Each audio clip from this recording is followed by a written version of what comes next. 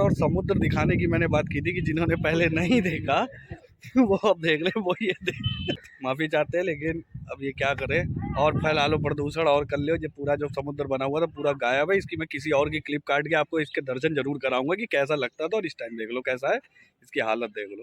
और ये हम लोग आ गए हैं वैसे तो बावली साहिब पे। अभी चलते हैं आगे की, इसकी स्टोरी मैं आपको आगे बताता हूँ अंदर चल के।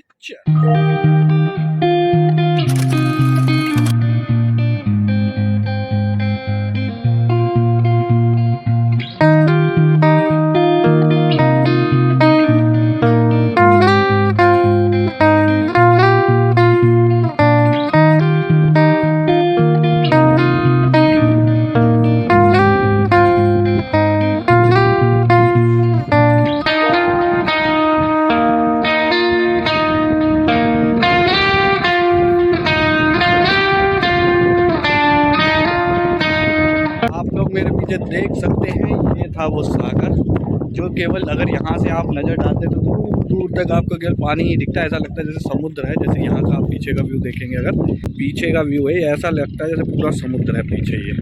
लेकिन अब क्या कर सकते भाई साहब, सारा धोखा हो गया अपने साथ, अत्याचार। चलते हैं। वैसे देख लो यहाँ पे देखो, ये बोट वोट खड़ी हुई, यानी कि बोटिंग वगैरह सब होती थी, बहुत अच्छा था। लेकिन अब सब सूख गया और कूड़ा काड़ा फैला लो दुनिया।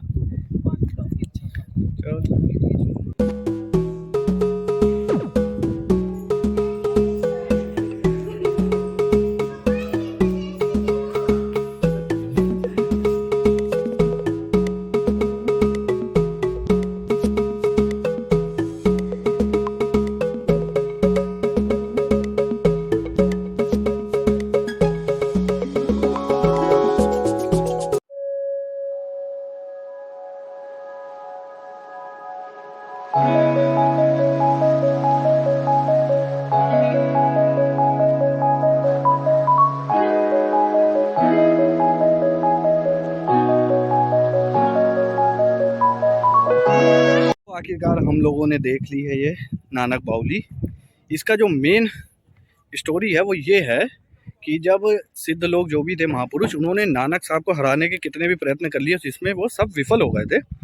तो उन्होंने नानक जी से कहा था कि बाहर था वो आ रहा है तो हमें गंगा स्नान करना है। कहा यहाँ पे पहले कुछ नहीं था, ये सब सूखा पड़ा था, कुछ भी नहीं था, केवल पर्वत पहाड़ जैसे थे। तो उन्होंने, उनके एक शिष्य थे मर्दाना, उन्हें एक फावड़ा दे के कहा कि जाओ यहाँ पर्वत से लेके एक लकीर खींचते हुए आ जाओ और पीछे मुड़कर मत देखना। पर जो मर्दाना जी थे, जैसे कि हम लोग जिज्ञासु लोग कि भाई साहब किसी ने कुछ मना किया तो पीछे तो जरूर वो काम तो जरूर करेंगे, तो उन्होंने यहाँ आके पीछे मुड़ के देख लिया। तो कहा जाता है जो गंगा जी आ रही थी उस फावड़े की लाइन के साथ साथ वो यहाँ आके रुक गई, तब से वो यहीं पे है। उसके बाद यहाँ पे नाम दे दिया गया है नानक बावली। तो अब ये यहाँ पे, और आप क्या वही है कि ज़्यादा भाई साहब आपके लोगों के कूड़ा करकट करने से ग्लोबल वार्मिंग से पानी सूखता जा रहा है। यहाँ का जो मनोहर नज़ारा होता था वो हमें देखने को नहीं मिला है, लेकिन फिर भी हम कोशिश करेंगे आगे एक दूसरी जगह से आपको वो चीज़ दिखाने की। चलो चलते रहो, हमारे साथ देखते रहो, कहीं ना कहीं से कुछ ना कुछ तो दिखाते ही रहेंगे आपको। ये देखिए हमारे सुक्की पाजी वो पहुँच गए बोटिंग करने। देखो मेरा तो मन था नहीं, तो ये सुक्की पाजी किसी के साथ अपने, चाहे वहाँ पे लोग इकट्ठे थे उनके साथ बोटिंग करने भाग गए हैं। कितनी जरा सी लग रही, कितनी दूर पहुँच गई है, आप लोग देख सकते हैं। ये देखिए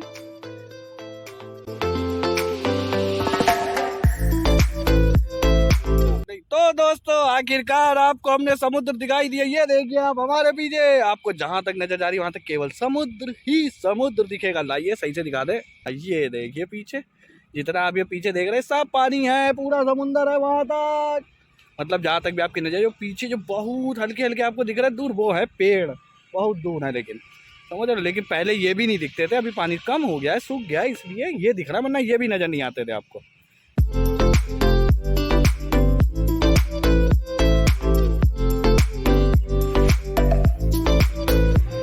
नजारा है, वाह।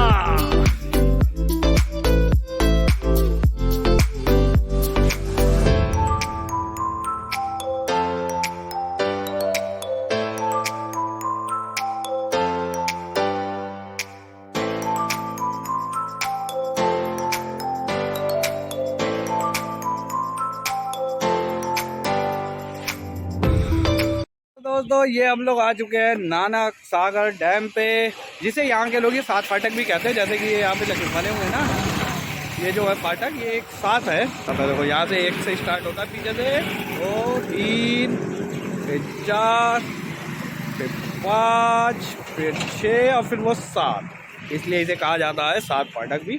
बाकी आप देख रहे हैं ये डैम, और ये है यही नज़ारा, ये है कि पानी यहाँ पे रोक रखा है, इसलिए पानी सारा सूखा पड़ा है।